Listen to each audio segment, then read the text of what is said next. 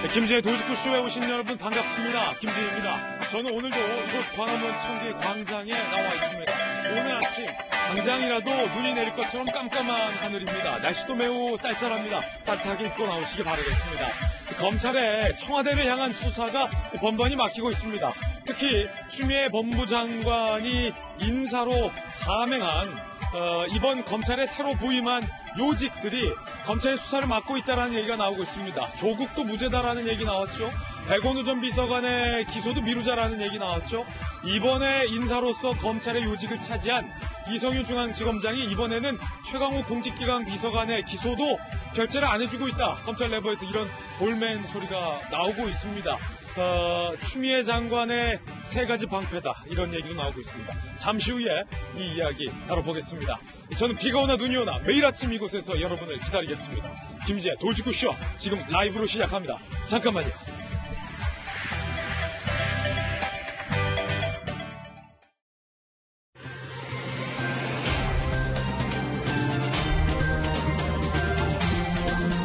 신문 읽어준 남자입니다. 오늘은 창과 방패의 대결이 저희 돌직구쇼의 주제입니다. 뚫으려는 창, 막으려는 방패.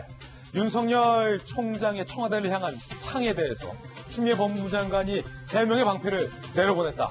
오늘 검찰 내부에서 이런 얘기 나오고 있습니다. 지금까지는 그 창이 방패를 뚫지 못하고 있는 것으로 보이는데 결과 어떻게 될까요? 잠시 후에 이야기 나눠보겠습니다. 오늘 조간신문 어떤 뉴스 보도하고 있는지도 전해드리죠. 동아일보입니다. 외교안보 이슈부터 짚어보죠. 미국의 연합체 국제해양안보 구상에 참여하지 않고 대한민국이 호르무즈 해협에 독자적으로 파병키로 결정을 했습니다. 국방부는 청해부대 파견 지역을 확대하겠다라고 얘기를 했습니다. 왕건함이 사진에 보이시는 교민과 우리 선박을 보호하겠다라고 밝혔는데 대이란 관계, 우리 파병되는 장병들의 안전이 가장 큰 걱정입니다. 여당에서는 이거 국회 비준동의 대상 아니기 때문에 문제없다라는 입장이 나오고 있습니다.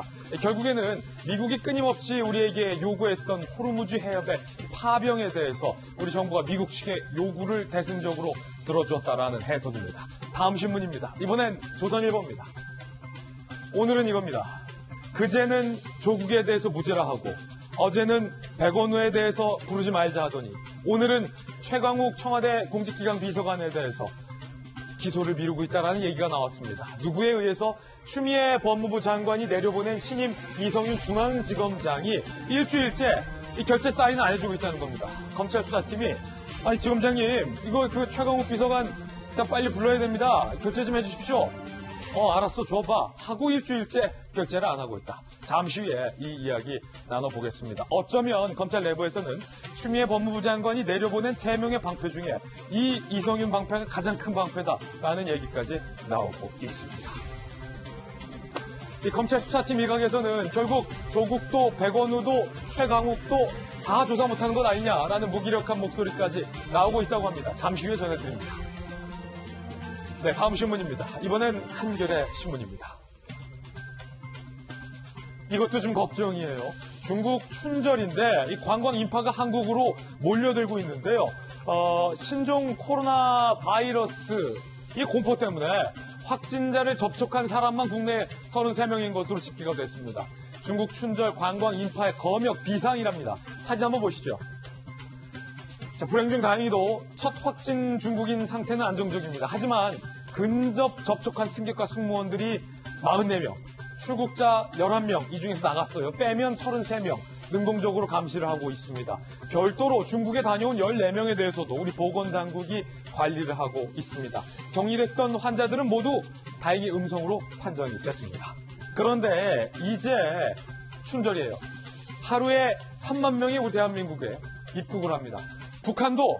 북한의 유명 관광지에 중국인 관광객들을 좀 제한하는 조치가 실행됐다고 합니다. 이 신종 코로나 바이러스 그만큼 무섭다는 거죠. 우리 보건당국 더욱더 신중히 신경 써야겠습니다. 다음 신문입니다.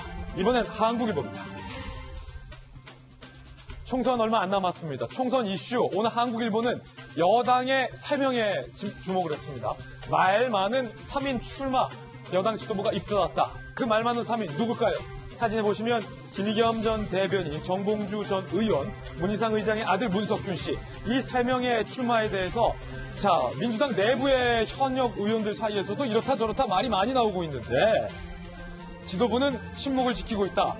지도부의 침묵, 과연 어떤 의미일까요? 여당 현역 의원들이 반발을 해도 그냥 이 3명은 오케이 라는 암묵적 동의일까요? 아니면 여당 내부에서, 여당 안팎에서 나오고 있는 이 말 많은 잡음에 대해서 귀를 기울이겠다라는 침묵일까요? 잠시 후에 도지구쇼 총선 알림에서 이 뉴스도 주목해보겠습니다. 다음 신문입니다. 이번엔 중앙일보입니다. 중앙일보 기자가 요즘 유행하고 있는 이 배달 기사, 자전거 타고 오토바이 타고 배달하는 배달 라이더를 체험해봤는데 3시간 배달하고 기자가 손에 쥔 돈은 26,900원. 최저시급 벌기도 벅찼다라고 쓰고 있습니다. 2시간 교육 후에 바로 배달에 투입되는데 한 건당 4,483원 버는데 세금하고 보험료까지 뗀다고 합니다. 월 400건 가까이를 배달해야 한 달에 175만 원 수입이 손에 쥐어진다고 하니까 이거 어딜 가나 어떤 일이든 세상에 쉬운 일은 없다. 오늘 중앙일보 기자가 아주 땀을 흘리면서 귀한 깨달음을 얻은 것 같습니다.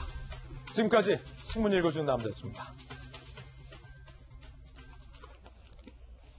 네, 수요일 아침 저와 함께 등판하신 분들 소개를 해드리겠습니다. 오늘도 3차 이 김진애 인재 영입 인사도 잠시 후에 발표하겠습니다. 자, 한 분 한 분씩 소개해드리죠. 오늘 처음 출연하셨습니다. 박성배 변호사 나오셨습니다. 어서 오세요. 안녕하십니까. 그리고 인재 영입 1호 두 분 소개해드리겠습니다. 사실은 친노 정치인들의 좌장이라고도 할 수 있고 노무현 전 대통령의 헌법 스승이라고도 불릴 수 있는 경기대학교 부총장 박상철 부총장님 나오셨습니다. 안녕하세요. 어서 오세요. 그리고 자, 이분을 일컬어서 보수의 품격이라고 하시는 분들이 많습니다. KBS 방송기자 출신, 문체부 차관 출신, 청와대 대변인 출신의 박성규 전 대변인 모셨습니다. 어서 오세요. 안녕하세요. 네, 그리고 저의 짝꿍, 전직 앵커이자 한양대학교 장희영 교수님 나오셨고요. 오늘 인재 영입 3호의 주인공, 자, 최창호 심리학 박사님 모셨습니다. 어서 오세요. 네, 오늘 이분들 모시고 주요한 키워드도 살펴보겠습니다. 3가지 키워드 준비됐습니다. 첫 번째 키워드부터 살펴보실까요? 방패. 추미애 법무부 장관이 검찰의 요직에 방패를 내려보냈다. 이 방패는 청와대를 향하고 있는 윤석열 총장의 날카롭고 무서운 창을 막는 방패입니다. 방패가 셀까요? 창이 셀까요? 시청자 여러분들의 생각은 어떠십니까? 지금 돌직구쇼 저희 유튜브 실시간 댓글창에 여러분의 의견 남겨주시기 바라겠습니다. 제가 다 읽어봅니다. 두 번째 키워드는 농담. 추미애 법무부 장관이 농담을 건넸습니다. 그런데 이게 농담이라고 하기에는 너무 섬뜩하다라는 얘기가 나오고 있습니다. 농담이 아니라 농이 짙은 진담 아니냐, 줄여서 농담 아니냐, 이런 얘기도 나오고 있습니다만 잠시 후에 살펴보죠. 세 번째 키워드는 오류입니다. 김의겸 전 청와대 대변인에 대해서 여당 내부의 생각이 복잡한 것 같습니다. 오류, 과연 어떤 얘기일까요? 잠시 후에 저희 채널에 단독으로 취재한 내용도 전해드리겠습니다. 김지혜 돌직구쇼, 오늘의 탑뉴스로 문을 엽니다.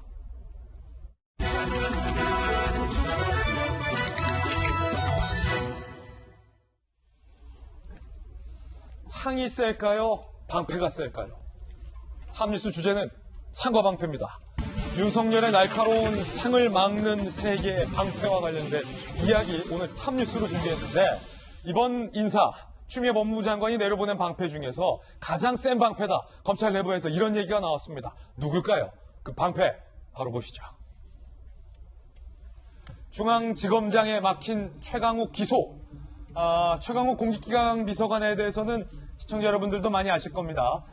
조국 전 장관과 매우 사적으로 절친한 인물로 알려져 있고 조국 법무부 장관 인사 검증을 주도한 담당자가 바로 최강욱 공직기강 비서관인데 문제는 조국 장관의 아들을 허위 인턴 확인서를 발급해줬다라는 의혹이 제기됐어요.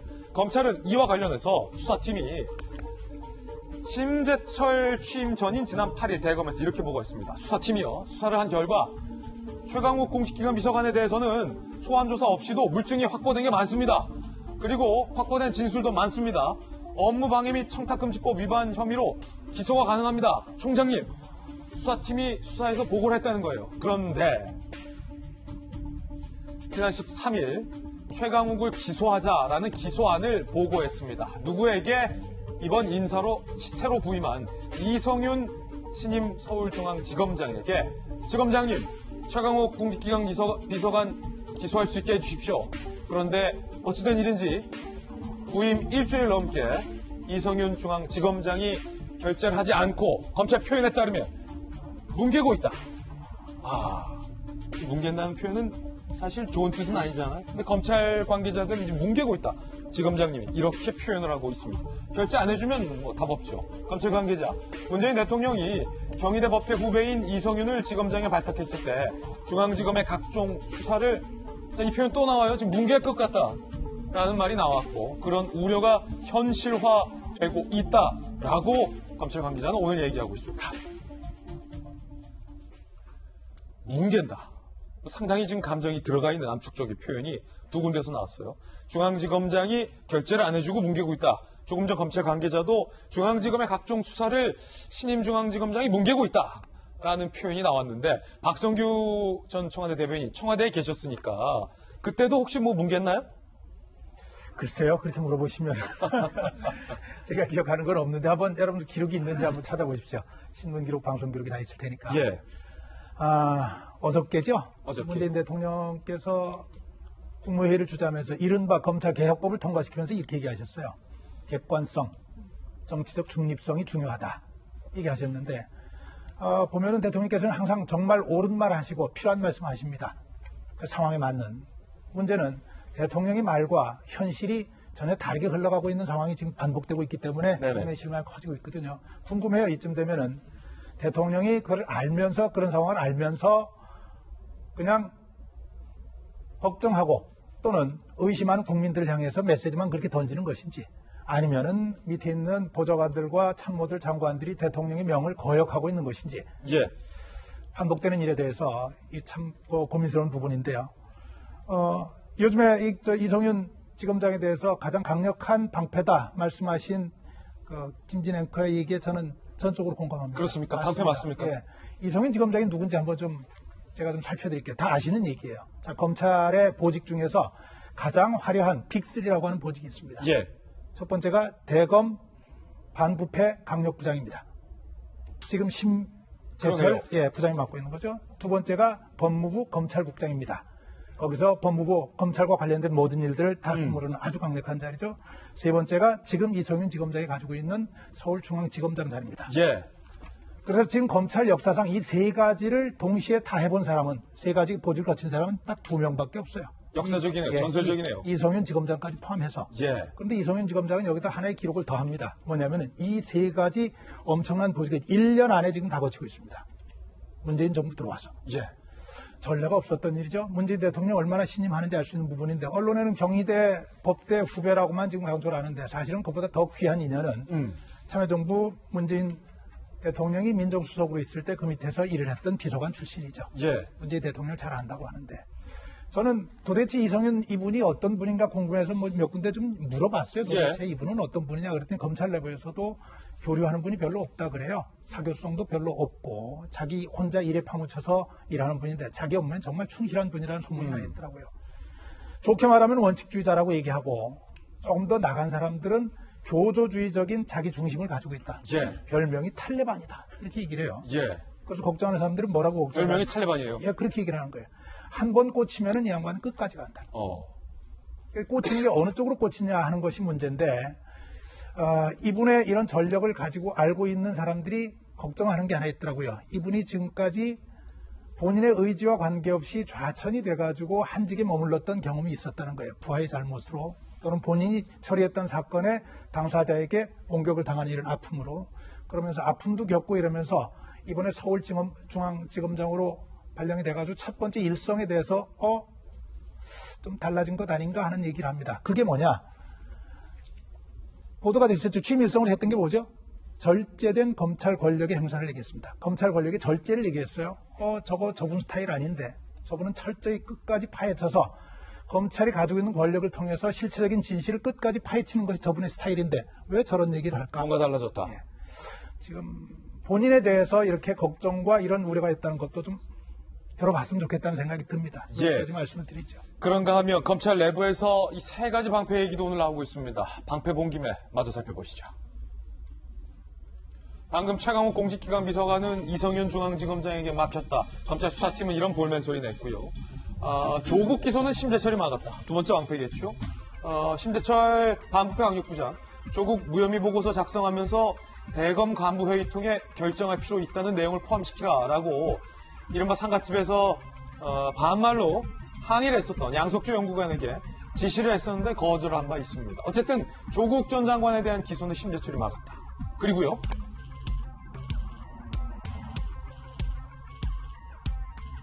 백원호의 기소는 고기영이 막았다. 검찰 내부에서 이렇게 나와요. 수사팀이 백원호 전 비서관에 대해서 기소해야 됩니다. 하지만 고기영 신임 서울동부지검장은 수사기록 검토 시간이 더 필요하다라고 얘기하며 총장에게 백원호 기소 여부에 대한 판단을 미루자라고 제안을 했다는 겁니다. 결국은 이성윤 중앙지검장, 심재철 방패부장, 그리고 고기영 동부지검장 이 3명의 방패가 조국, 백원우, 최강욱에 대한 검찰 수사를 막고 있다. 검찰 내부에서는 이런 반발의 목소리가 나오고 있습니다. 검찰 관계자는 백원우의 기소 미루는 고기영 지검장 역시 수사팀이 교체될 때까지 기다리는 것 같다라는 얘기까지 나오고 있는 상황입니다. 3명의 방패, 박선주 총장님, 방패 맞습니까? 방패라기보다는 뭐 정말 안 좋게 표현하면 이제 수사를 방해한다라고 본다면 예. 윤 총장님한테는 알박이 땅 같은 걸 수도 있어요. 요직에 3분이 포진돼 가지고 마음먹은 수사를 제대로 못한다. 특히 이미 수사를 진행하고 있는 것을 좀 주춤하고 있다. 예. 이게 아주 부정적인 논인데. 저는 지금 이제 검찰이 제가 뭐 엊그저께 나와서 이야기를 했지만 저런 싸움들이 나중에 끝장까지 가면 이제 진흙탕 싸움이 되겠지만 예. 저는 일종의 이건 성장통이라고 보는 게 아직도 저는 검찰을 많이 믿고 있습니다. 왜냐하면 지금같이 우리 소위 유리지갑이라고 들어봤잖아요. 셀러리맨들 보면 그 호주머니에 뭐가 들어서 세금 제대로 매기가지 않습니까? 지금 검찰에 대해서 뭐 양석조 이름도 나오고 심재철 이야기도 나오고 저도 이제 엔간한 중간 간부로 이렇게 이름을 내야 본 적이 없습니다. 검찰 간부 이름을 전 국민이 다 아는 상황. 네, 국민들이 알기 때문에 정말 투명하게 모두 지켜보고 있다는 것. 그렇죠. 이거 자체가 검찰이 이름에도 불구하고 억지 수사 진행 내지는 방해를 할 수 있겠느냐. 그렇게 간단한 집단이 아니거든요. 방해 못한다. 그래서 국민들이 보고 있기 전반적인 때문에. 흐름에 있어서는 방패와 창이란 이제 아까 말씀을 하셨는데 현재까지 그게 맞긴 맞아요. 추미애 법무부 장관이 인사를 하고 있는 것이 뭔가 창을 들고 오는 윤석열 그 검찰총장의 방어를 하고 있는 모습라고 보이고 현재 저는 그거 뭐 인정을 하고 있습니다만은 이게 이제 저는 어떤 방향으로 갈 것 같냐면 창과 방패라면 서로 다른 무기하고 부딪히는 거 아니겠습니까? 그렇죠. 차로 치면은 서로 그냥 부딪히는 거예요. 예. 저는 그렇게 보지 않고 같은 차에 탔다. 하나는 엑셀을 받고 있는 윤석열이고 하나는 브레이크를 지금 현재 급브레이크를 받고 있지만 추미애다라고 본다면 이 차가 잘 운영되기 위해서 정말 필요한 자가 저 3자리거든요.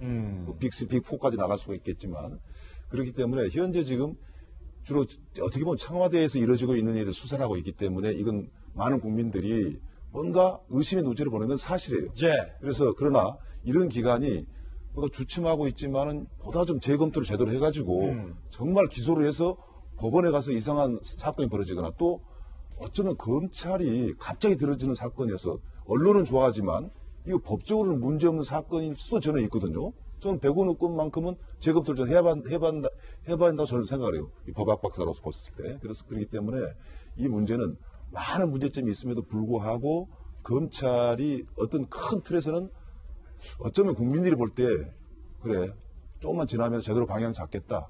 저는 그렇게 무게감 있게 볼 필요도 있다고 생각합니다. 예, 말씀드리는 순간 중앙지검장 측, 이성윤 중앙지검장 측에서 반론 속보가 지금 도착을 해서 소개해드리겠습니다. 이성윤 중앙지검장 측은요, 결제 올라온 기록이 없다라고 반박을 하고 있습니다. 그러면서 이성윤 중앙지검장은 지난주에 업무 보고 받느라 정신이 없었다. 그러니까 최강호 공직기소관에 대한 판단할 시간이 없었다라고 지금 반박을 하고 있습니다. 충돌 전혀 아니다라고 반론이 지금 들어와서 반론도 함께 소개해드리겠는데, 자, 지금 여러분의 의견 보고 계세요. 장영 교수님 어떻게 보세요? 일단 즉각적인 반발이 나왔으니까 그나마 다행이네요. 전 지금 창과 방패라는 표현도 사실은 좀 불만이긴 합니다만 지금 이대로라면은 과연 지금 진행 중에 있던 수사마저 제대로 되겠냐는 우려가 다 있잖아요. 반론 이렇게 지금 보도해 드렸으니까 이성윤 중앙지검장이 최강욱 공식경 비서관에 대해서 기소하는지 안 하는지 좀 지켜보면 알겠죠? 그렇죠. 수사 방해인지 아닌지는. 그렇죠. 일단 지켜보고. 사실 근데 그 기소 제거해 주십시오라고 검찰이 왜 요청을 했겠어요. 그동안 아무리 소환을 하려고 해도 응하지 않으니까, 나오지 않으니까 그냥 제대로 소환해가지고 제대로 조사를 하고 싶었는데 그게 안 되니까 기소해달라고 재가를 요청한 건 아니겠습니까? 그런데 아직 뭐 들여다보지도 않았다라는 게 이제 비판의 대상이었다면 나는 결정 올라온 것조차 없었다라는 이제 해명이 나온 거니까 네. 결정 올라가면 이제 거기에 대한 판단이 나오겠네요. 근데 지금 사실은 저희가 이성윤 한 명을 이야기하는 게 아니라 몇 명을 거론을 하고 있잖아요. 근데 전 이 부분에 대해서 좀 이렇게 공정한 수사가 진행이 돼야 공정한 세상이 오는 건데 수사 때부터 이렇게 막혀버리거나 차질이 있어버리면 예. 지휘부가 다 바뀌었는데 기존 수사팀이 뭘 할 수 있겠어요. 그리고 지금 갈등이라는 표현이 나오는 게 맞나요? 한 팀인데 갈등을 하고 있다. 근데 갈등이 하나는 지휘부고 하나는 기존의 수사팀이다. 이게 공정한 모순도 아니에요. 이건 창가방패의 그 고사 상황, 그 얘기, 설화에 나오는 모순하고도 다른 상황이고, 지금 계속 그 검찰을 우리가 창이라고 비유를 하고, 새로 부임된 수사 지휘부를 방패라고 표현을 하는데, 창은 공격 무기고 방패는 방어 무기예요. 근데 제가 볼 때 왜 방패가 공격을 하고 있는 것처럼 보이죠? 지금 창이 공격을 하고 있고 방패가 막고 있나요? 제가 볼 때는 창은 창의 역할을 하려고 하는데 방패가 오히려 공격 무기를 쓰이고 있는 느낌이 들어요. 그래서 전 창이라는 방패라는 표현도 마음에 안 들었지만 또 한 가지는 창과 방패가 꼭 적일 필요는 없어요. 우리 편도 창, 방패를 다 가지고 있잖아요. 그래야 적의 공격을 막고 적을 공격을 하는 건데 왜 우리 편끼리 창과 방패를 누가 이기냐 이야기를 하고 있는 것도 지금 굉장히 서글픈 현실 아닙니까? 그래서 정말 검찰 개혁을 하려는 이유가 그 고위공직자들 나쁜 짓 하는 거 잘 수사해가지고 좋은 세상을 만들려고 하는 거라면 지금 고위공직자 수사하고 있는 거 이렇게 가로막는 것보다는 조금 더 공정한 세상을 위한 다른 시각이 필요하지 않나. 무조건 비유로 가지고 싸우는 것보다는 저는 그런 지혜가 필요한 것 같습니다. 예. 예, 첫 번째 주제 전해드리고 있습니다. 여러분의 생각은 어떠십니까? 연결된 주제인데 두 번째 뉴스 주제도 공개하겠습니다. 바로 이겁니다. 추미애 법무부 장관의 섬뜩한 농담. 창이냐 방패냐 뭐 이런 이야기 전해드렸는데 추미애 법무부 장관이 2차 인사를 예고하고 있습니다. 설 전인 내일 대규모 2차 검찰 인사를 단행할 것으로 예정이 되고 있습니다. 검찰 내부에서는 또 다른 추가 대학살이다라는 우려도 나오고 있는데 이 추미애 법무부 장관이 농담을 던졌습니다. 그런데 농담을 받아든 검찰은 이게 웃어야 되는데 섬뜩하다라는 반응을 보이고 있습니다. 이게 어떤 농담이길래 이런 반응이 나오고 있을까요? 농담일까요? 아닐까요? 농이 짙은 진담일까요? 여러분께서 직접 들어보시고 판단해 보시죠. 남의 말을 정말 농담이 아니고요. 아주 진지하게 받아들일 때가 있어요. 조금 눈치 보죠. 제가 초등학교 6학년에 올라갔는데 저의 담임으로 배정되신 분이 제가 볼 때는 좀 못마땅해요. 그 선생님이 갑자기 첫 수업 시간에 내가 싫은 사람은 나가도 좋아요 이래요. 그래서 난 그 말을 진짜로 안 하고 제 가방을 싸서 당당하게 앞문으로 탁 나갔어요. 지금 인사를 앞두고 있어서 혹시 그것 때문에 강요에 의해서 오신 분들 있으면 나가셔도 좋습니다. 하셔도 제가 전혀 불이익을 드리지 않을 테니까. 분위기는 화기애애했지만 이게 뼈 있는 말이라고 하죠. 농담이냐 아니냐. 내가 싫은 사람은 지금 나가도 좋다. 불이익 안 주겠다. 나갈 사람 나가라. 뭐 이런 얘기도 들리는데 심리학 박사님 오늘 인재영입 3으로 모셨으니까 바로 여쭤봐야 될 것 같습니다. 최창호 박사님, 일단은 지난 첫 번째 인사 윤석열 총장의 사실상 손말을 다 잘랐다. 학살이다라는 얘기도 나오고 있고 설 전에 내일 이르면 추가적인 대규모 인사, 사실상 수사팀을 아예 다 공중분해시킬 것이라는 우려의 인사도 예고되고 있는 딱 그 시점에 내가 싫은 사람 지금 나가라. 이거를 어떤 심리로 봐야 될까요? 뭐 추미애 장관도 얘기했지만 우리 집안의 둘째 아들도 예. 저 방과후 수업 하기 싫은 사람 나가 그러니까 둘째 아들이 2학년짜리가 나갔어요. 아, 그랬어요, 실제로? 실제로. 그러더니 다시 돌아오더래요. 그래서 선생님 얘가 반성하고 왔겠구나 했더니 비가 와서 우산 가지러 왔어요. 또 나가더래요. 다시 나갔어요. 그럼 뭐 배짱도 뭐 필요하긴 하지만 네. 그건 아이들의 이야기고. 아이들의 이야기다. 지금 이 분위기에서 인사를 앞두고서 뭐 불이익 안 줄 테니 나갈 사람 나가라. 그러면 불이익을 떠나서 밥 먹으러 애써 왔는데 저 16일 지금 에피소드인데 밥 먹으러 오고 대화를 하고 장관이 어떤 앞으로의 비전을 제시할지를 들으러 왔는데 거기다 대고 나가려면 나가라? 이것은 직접적인 공격은 아니지만은 나에게는 보관이 있다. 예. 직접 내가 불이익을 주진 않아도 내가 이렇게 컨트롤할 수 있는 장악력을 가지고 있다는 것을 넌지시 보이는 게 아니라 노골적으로 보인 거죠. 아, 그렇습니까? 지금 설을 앞두고 굳이 검찰이 인사를 또 해야 되느냐, 중간 간부를. 제가 보기엔 설 지나서 설에 이 사람 저 사람 명절에 좀 얘기도 좀 듣고 그러면서 정기 인사에 그런 걸 반영을 해야지. 굳이 이렇게 서둘러 가지고 물론 대통령 뜻과 장관의 뜻을 해서 펼치는 것은 장관으로서 해야 될 일이지만 너무 서두르고 있다. 서두르다 보면 결국은 실수도 할 수 있는 거고요. 그래서 저는 저런 표현도 뭐 물론 이제 에피소드를 얘기하면서 농을 좀 섞어서 하는 거지만 예.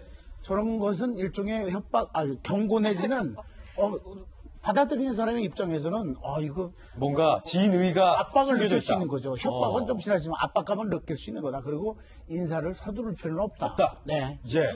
비유 자체가 저는 부적절한 게 있었어요. 어떻게 이 비유를 법무부 장관과 지금 이분들의 비유를 담임교사와 학생으로 비유를 합니까?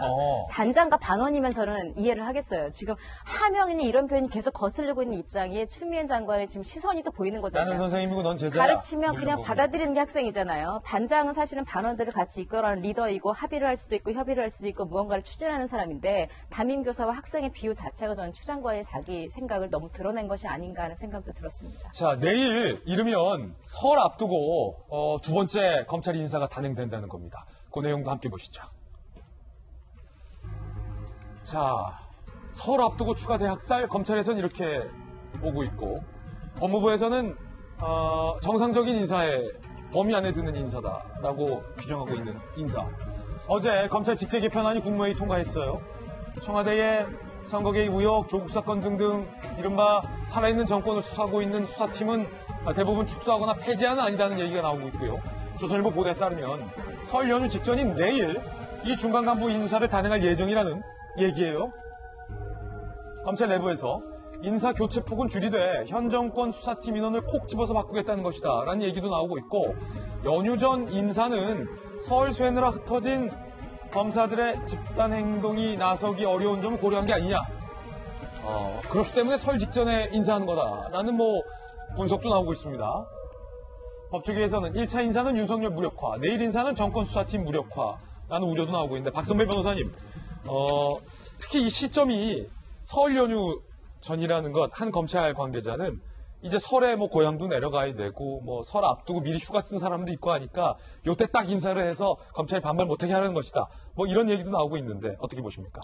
검사장급 인사 때는 상당한 반발이 있었죠. 법무부 장관과 그리고 검찰총장 간에 언론에 노출될 정도의 공방이 오갈 정도였는데 네.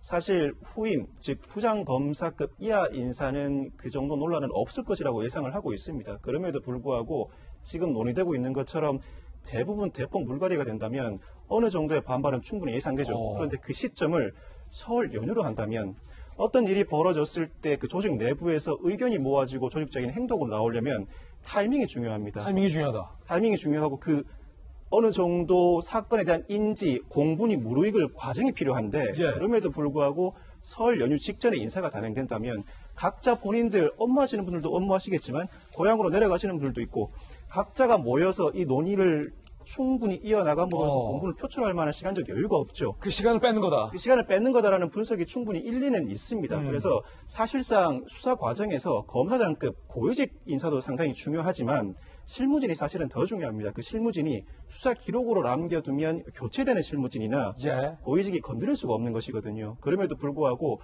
설 연휴 직전까지 이 수사를 마무리해야 한다는 상당한 압박감을 느끼고 있을 것이라는 건 자명해 보이기도 합니다. 그렇군요. 박성규 대변인 청와대에 계셨으니까 한 가지 좀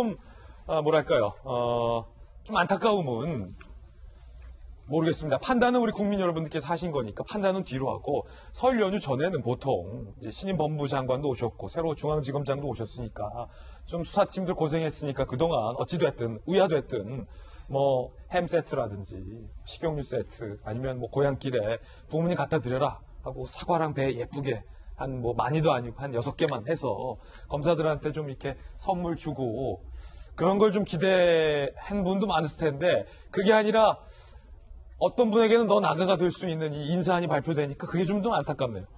우선 아까 농담 보고 깜짝 놀랐어요. 추미애 장관 농담. 예, 6학년 때 그랬다는 거죠.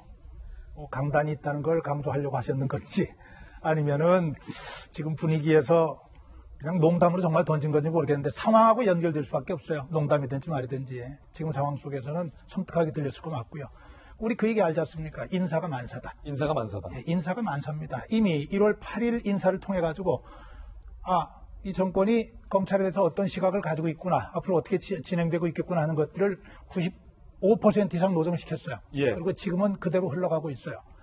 설 연휴 직전에 인사를 한다고 하는 것, 검사들의 뜻이 모아지기 이전에, 그리고 관심이 막 불러일으켜서 뭔가 힘이 영집되게 하기 전에 한다는 그 의미도 있지만, 또 하나는 언론 측면에서는 언론도 대응하기가 굉장히 어려운 시기입니다. 그렇습니까? 기자들도 연휴를 챙겨야 돼요. 예. 사실은 공익적인 일을 하는 사람들이 그런 거 신경 쓸 이유가 있겠느냐, 쓸 필요 있겠냐 하지만 그렇지도 않죠. 현실은 기자들도 관심에서 좀 멀어지게 돼 있어요. 인사가 만사라고 하는 얘기를 하면서 이 얘기를 꼭 좀 드리고 싶어요. 직제 개편안이라고 하는 거. 직제 개편은 왜 하죠? 원칙을 얘기하면은 일을 하다 보니까 이렇게 바꾸는 게 효율적이겠더라. 그래서 그 효율에 맞춰서 직제를 바꾸고 그 직제에 맞는 인사를 하는 것이 순서예요. 그런데 지금 진행되는 상황을 보면은 인사를 하기 위해서 직제 개편안을 지금 서둘러 통과시킨 거예요. 어떤 인사를 하기 위해서? 마음에 들지 않는 사람들 바꾸기 위해서. 그것이 직접적으로 보여지느냐 안 보여지느냐가 이제 내일 모레 인사가 이번에 단행되는 인사에서 나타나게 될 거예요.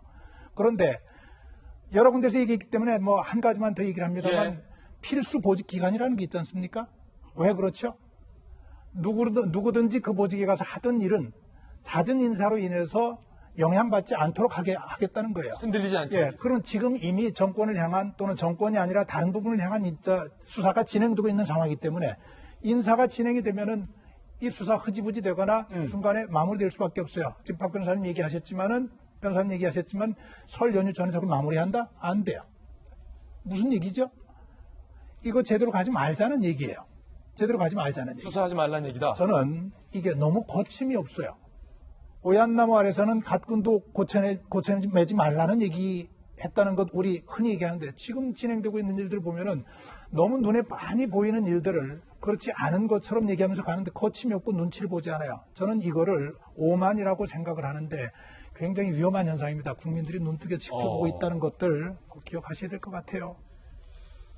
박선수 총장님. 박성규 교수님 다음에 이야기를 하니까 꼭 시비를 거는 것 같아서 좀 미안한데, 네.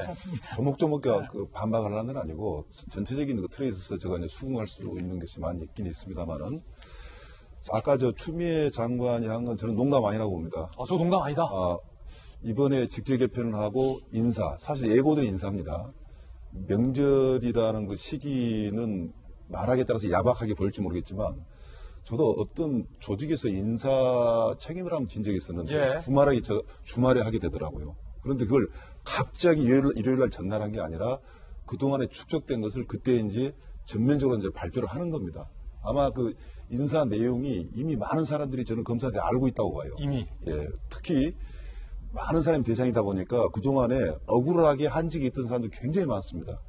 과거 정부가 뭡니까? 사법농단, 그중에서 우병우 수사한테 미안한 이야기지만 어쩌면 검찰의 인사의 어떤 그 전행, 이런 것들이 윤석열 검찰총장도 다 정리를 저는 못했다고 보거든요. 예. 이러한 것들을 갖다가 소위 적폐란 말 쓰다 보니까 과거 정권에 대한 어떤 보복, 또 현 정권에 잘 보인 줄순 사람한테 좋은 자리 보내고 이렇게 이제 해석할 수는 분명히 있어요. 그럼에도 불구하고 지금 검찰들이 글쎄 언제부턴가 경찰은 안 그렇습니다. 근데 검찰은 굉장히 약간 그 눈에 보일 정도로 내가 어디 가고 싶다라고 로비 아닌 로비를 하고 있는 건 사실이에요. 자기 의견을 이야기하고. 그리고 저도 이제 이야기를 들었기 때문에, 그래서 이번에 어쩌면 생각보다 그 폭이 클 수도 있습니다. 저는 그렇게 큰 걸 바라지는 않지만, 이번 인사 왜냐하면 폭이 방금 이야기 나왔다듯이 이제 직제 개편을 하면서 이어지는 거기 때문에 뭔가 목표 방향이 있는 겁니다. 그러나 여기서 두 가지가 고려됐으면 좋겠다라는 것을 제가 오늘이라도 말씀드리고 싶은 것은, 분명히 이제 그 검찰총장의 어떤 진언이 있었어요. 의견을 이야기하라 그랬잖아요. 이번은 분명히 이야기를 했거든요. 중간 간부도 그냥 그대로 다 남겨놔라. 그렇죠. 이제 그걸 다 받아들일지 알지 모르겠지만 최소한 직제 개편과 맞다면 받아들일 가능성이 굉장히 높고요. 그다음에 이제 추미애 장관이 그런 농담 아닌 진담을 했다면 그걸 장기적으로 좀 끌고 가야 된다고 봅니다. 즉 아까 담임 선생 이야기 나왔지만 그것은 대통령이자 대통령을 뽑은 국민들의 뜻일 수도 있거든요. 거기에 맞춘다면은 속도를 좀 조절해야 돼요. 속도 조절해. 모든 것을 급하게 가지 마라. 과감하게 해버리면 그 추미애 장관도 법조인 출신이다 보니까 자기 호불호의 사람들이 있거든요. 사적인 소위 사조가 들어가기 시작하면 이제 추미애 장관도 그 권위가 완전히 추락되기 시작하기 때문에 그래서 저는 윤 사무총장의 검찰 수사의 방향에 맞는 진언을 받아들이고 그리고 추미애 장관은 가급적 속도 조절을 할 필요가 있다. 예. 지금 박상철 총장님이 상당히 돌직구 추미애 장관에게 주문한 거예요. 윤 총장의 명령 윤 총장의 요구 중 상당수를 들어줘야 된다는 거거든요. 심리적으로 예. 인사나 정책 발표 같은 거를 할 때 효과가 상황에 따라 나눠지는데 예를 들어 금융실명제나 부동산실명제 같이 국민들이 관심과 관여가 굉장히 있는 것은 갑자기 발표해야 효과가 있어요. 그렇군요. 그래야 저항을 못 해요. 예. 근데 이렇게 중간 간부에 대해서 갑자기 발표를 한다거나 뭐 천지개벽하듯이 뭐 인사를 한다거나 하면 만약에 소위 뒤집어 버리면 그렇죠. 오히려 더 반발할 수가 있는 거죠. 오히려 그럴 때는 공청회 내지는 의견을 수렴해서 천천히 중장기적으로 해도 괜찮다. 예. 그래야지 반발도 없고 합의가 일어나는 거죠. 지금 대결구도 뭐 조국 장관처럼 무슨 뭐 시한이 정해져 있는 것도 아직 아니잖아요. 추미애 장관은 여유 있게 갔으면 하는 그런 바람을 가져봅니다. 과연 앞으로 발표될 2차 인사도 지난번 1차 인사 때처럼 실무진이 저 바다 건너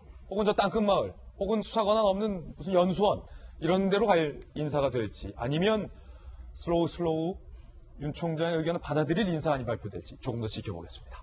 이번에 저희가 준비한 세 번째 이슈입니다. 이 뭔가 좀 오늘 흥미로운 주제들 상당히 많습니다. 조국의 반격, 비탈에선 김경수 이렇게 제목을 달아봤습니다. 먼저 비탈에선 김경수 얘기부터 해볼 텐데 김경수 지사는 지금까지 계속 이렇게 주장해왔습니다. 나는 그 드루킹 바둑이 드루킹이 한 킹크랩 시연회를 본 적이 없다. 1심 재판부는 김경수 거짓말이다 라고 유죄를 선고했고 지금 2심 항소심이 진행 중인데 고법이 어제 김경수 지사의 말이 거짓말인 것 같다라는 식의 의견을 내놨습니다. 어쩌면 김경수 지사 다시 유죄가 선고될 가능성도 점쳐지고 있습니다. 김경수 지사가 지금까지 그렇다면 거짓말을 해왔다는 얘기가 되게 됩니다. 하나씩 살펴보시죠. 문재인 대통령의 복심 중에 복심으로 불리는 김경수. 자, 2심 재판부와 1심 재판부 얘기 모두 드릴게요. 킹크랩 보았다. 2심 재판부도 사실상 결론을 내놨는데 선고를 지금 총선 이후로 미뤄서 논란이 되고 있는 겁니다. 1심 재판부는 앞서 김경수 지사가 킹크랩 운용을 최소한 묵시적으로 승인 내지 동의했고 야, 그렇게 해라. 루킹아 그렇게 해라. 선거 때 댓글 조작해라. 뉴스 기사 주소를 전송하는 등의 행위로 댓글 순위를 조작, 범행이라고 했어요. 1심에서는. 범행에 직접 관여해 일부 분담했다고 봄이 타당하다라고 1심 재판부가 징역 2년 선고하고 바로 구속시켜버렸어요. 어찌됐든 김 지사는 풀려나왔어요. 자, 2심 재판부 어제 이렇게 얘기했어요. 김 지사가 드루킹으로부터 정보 보고를 받았고 댓글 조작 프로그램인 킹크랩 시연을 본 사실은 객관적 증거로 증명됐다. 자, 이 부분 잘 보세요. 드루킹 일당들의 진술을 배제하더라도 김경수가 킹크랩 시연, 그러니까 댓글 조작 프로그램이 어떻게 가동되는지를 객관적 증거로 봤다. 2심 재판부도 결론을 내린 거예요. 그런데 이렇게 부연 설명을 합니다. 하지만 김경수 지사의 대선 때 역할에 대해선 추가 심리가 필요하다. 이게 좀 묘해요. 그러면서 선고 기일을 3월 10일로 미뤘습니다. 그럼 문제는 2월 말에 재판부에 인사이동이 있다는 거예요. 최종 선고는 결국엔 총선 이후에 될 가능성까지 얘기되고 있습니다. 그러자 특검 관계자들은 이렇게 반발합니다. 아니, 이 세상에 결론 다 내놓고 이런 식으로 발표를 미루는 건 민감한 사건에 책임을 지기 싫다는 것 아니냐, 재판부가. 이러다간 대법원의 판결이 내려질 때면 김경수 지사 임기 다 채우고 나갈 거다라는 비판을 하고 있습니다. 자, 박 변호사님. 지금 재판부가 결론 내놓고 선고를 미루겠다라고 한 것은 굉장히 이례적인 것 같아요. 큰 사건에 관련해서 어떻게 보세요? 네, 일단은 킹크랩 운용을 인지했다. 그리고 맞다. 퀸크랩 시연을 보았다는 것을 인정했다는 것은 굉장히 큰 의미가 있죠. 예. 선고 전에 우리 재판부가 심리해보니 이러한 결론에 이르렀다는 걸 사전에 밝히는 것도 이례적입니다. 예. 그럼에도 불구하고 재판부가 고민하는 대목은 보았다는 주장에 지금까지 특검과 피고인이 집중을 해왔지만 공범이 성립할 만한 사안인지에 대해서는 심리가 이루어지지 않았다. 네. 이 점에 심리를 집중해달라는 요청입니다. 공범관계. 결국 김경수 지사가 당시 대선 전국을 앞두고 있었는데 대선에서 김경수 지사의 역할이 무엇인가, 그리고 킹크랩 운영을 보았다고는 하지만 드루킹과의 관계에서 적극적으로 공모를 점검에 해당하느냐, 아니면 단순히 이 일을 하는데 묵시적으로 동의해준 데 불과한 방조범에 해당하느냐. 그렇군요. 정범도 방조범도 아니면 사실상 그 일을 하는데 옆에서 지켜보기만 한 사람이 불과하느냐. 이 세 단계를 나누어서 적극적으로 심리를 해봐야 된다는 겁니다. 즉 만약 3월로 다음 기일을 미룬 상태인데 검찰과 피고인에게 각각의 의견서를 내달라고 어제 재판 과정에서 재판부가 이야기를 하지 않았습니까? 경우에 따라서는 재판부가 특검에 공소장 변경을 요청할 가능성도 있다고 봅니다. 그렇군요. 지금 현 상황은 김경수 지사가 주범으로서 적시가 돼 있지만 심리를 가능성에 따라서는 예비적 공소사실로 방조범의 공소사실로 변경해주면 만약 이 요청을 한다면 선고는 방조범 역할에 그치는 것으로 날 가능성도 충분히 있어 보입니다. 예. 그렇다고 하면 사실은 정치적 파급 효과는 주범이냐 방조범이냐가 중요하진 않습니다만 예. 자연인 김경수 입장에서는 중요한 문제죠. 실형 선고를 면할 가능성도 열려 있다는 것이죠. 그렇군요. 상당한 가능성에 대한 이야기가 나오고 있는데 이거 하나만큼은 재판부 설명대로라면 분명해졌습니다. 김경수 지사가 대통령의 최측근이 국민들을 상대로 거짓말을 했다는 겁니다. 분명 지금까지 김경수 지사는 이렇게 주장해왔습니다. 재판 과정에서 누차 밝혀왔고 그 진실을 밝혀가고 있지만 킹크랩 시연을 본 적은 결코 없습니다. 킹크랩 시연을 본 적은 결코 없습니다. 더군다나 한두 번 본 사람들과 불법을 공모했다고 하는 것은 말이 되지 않는 것 아니겠습니까? 재판부 설명대로라면 이 말이 지금 거짓말이라는 겁니다. 전 국민을 상대로 김경수 지사가 거짓말을 했다는 겁니다. 자, 최청호 박사님, 심리학 전문가시잖아요. 재판부 설명대로라면이라는 전제와 가정을 계속 붙이겠습니다. 1심도 2심 재판부도 모두 다 객관적 증거로 김경수가 거짓말을 했다. 그러니까 킹크랩 시연, 이른바 댓글 조작 프로그램이 어떻게 운용되는지를 김경수 지사가 그 대선 전에 직접 두 눈으로 산채에서 봤다라고 재판부는 얘기하고 있잖아요. 왜 저렇게 거짓말한 겁니까? 뭐 거짓말을 만약에 했다면 그건 살아남기 위한 의도적인 그런 거짓말이죠. 근데 이제 무의식적으로 사람은 또 그럴 수도 있어요. 너무 겁나거나 아니면 무의식적으로 억압이라는 게 있을 수 있거든요. 자기를 방어하기 위해서 난 몰라, 그리고 정말 못 봤어라고 자기를 왜곡할 수도 있어요. 네. 근데 이제 제가 보기에는 그 정도까지는 아닌 것 같고, 안 봤다고 하는 게 자기에게 유리할 쪽으로 오히려 이야기를, 지금 이제 재판부의 이야기는 그렇게 이야기하는 거 아니냐, 그렇게 얘기하는 걸 보면, 또 요즘에 전체적으로 시사가 돌아가는 걸 보면 저도 한때는 막 핵심 코어 이너그룹에 들어가고 싶어서 참 그 조금 뭐 그런 걸 하고 싶었는데 예전에 좀 그랬죠. 예. 지금 요즘 세상 이렇게 돌아가는 걸 보면 굳이 그렇게 핵심 세력에 들어갈 필요가 있는가도 요즘 보면 좀 그래요.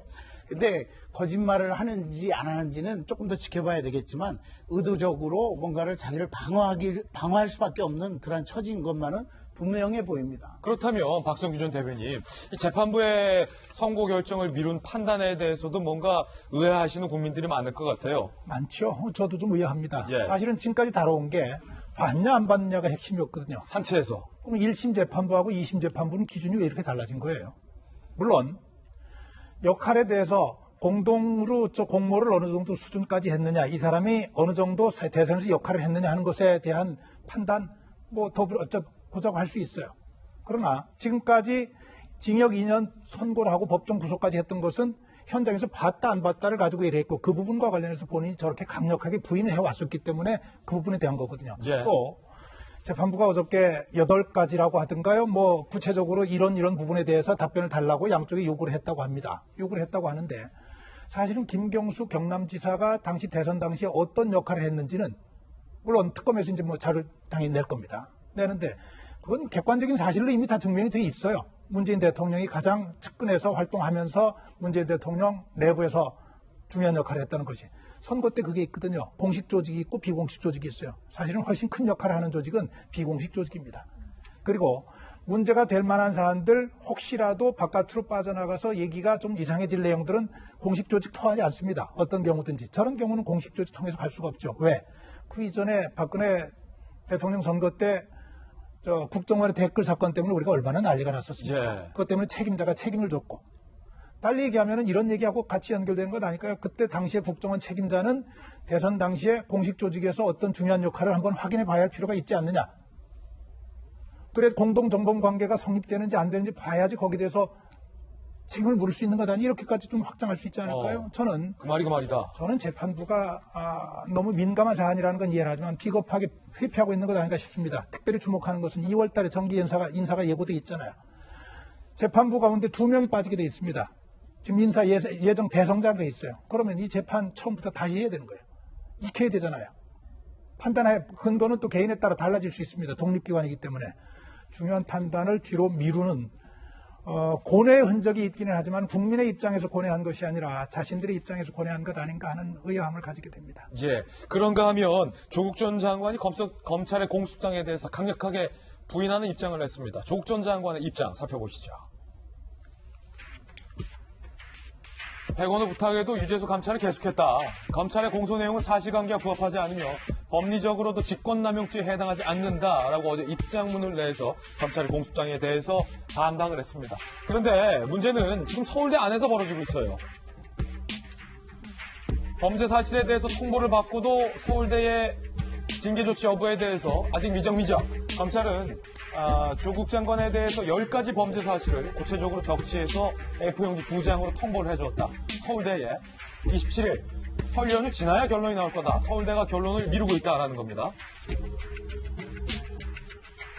2014년, 2017년 검찰로부터 범죄 사실 통보받은 서울대 교수 4명 모두 3일에서 10일 사이에 직위 해제된 것과는 대조되고 있어요. 그렇기 때문에 서울대 학생들이 지금 제자가 스승을 파면하라 라는 촉구 서명 운동을 하고 있는데 하루 만에 10,000명 넘게 돌파를 한 것도 지금 주목이 되고 있습니다. 서울대 교수협의회는 학생들의 학습권이 철저히 보호받고 서울대 명예가 침추되지 않도록 모든 필요한 조치를 취해주기 바란다. 교수들도 서울대학 측에 입장을 내고 있는 상황입니다. 아무래도 대학교의 부총장 직위도 맡고 계시고 또 오랫동안 교수님으로 계시니까 지금 학생들이 10,000명 넘게 나의 스승을 파면하라. 검찰에서는 범죄 사실을 통보했고 통상적인 징계 절차가 나오기까지의 시점도 지났다. 서울대는 고민하고 있는 것 같아요. 그럼에도. 그렇죠. 이게 지금 2014년부터 2017년 사이에 검찰로부터 범죄 사실을 통보받으면 무조건 직위 해제했다라는 것이 법적으로 꼭 그렇게 해야 된다는 건 아니지만 대학에서 그렇게 처리하는 대학도 제법 있어요. 그렇군요.